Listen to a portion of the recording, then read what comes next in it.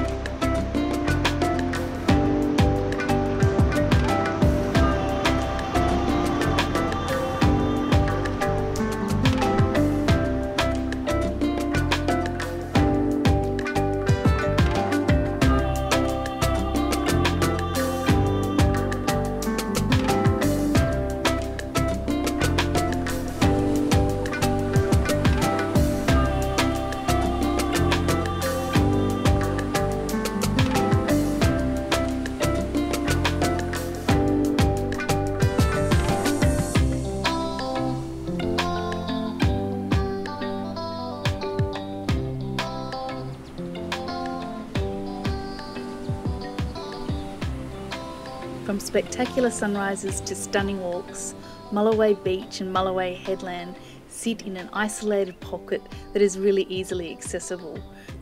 The headland and the beach are part of Coffs Coast Regional Park, and they sit in a sleepy hamlet that's highly regarded among fishermen. Whether you spend your time on Mullaway fishing, swimming, or going for a beautiful walk like we've done, you're bound to feel instantly welcome on this beach. It is absolutely beautiful. Today we're going to be taking you up on Mullaway Headland and have a look at the sensational views, steep cliffs, rock ledges, and admire the beauty of Solitary Islands Marine Park.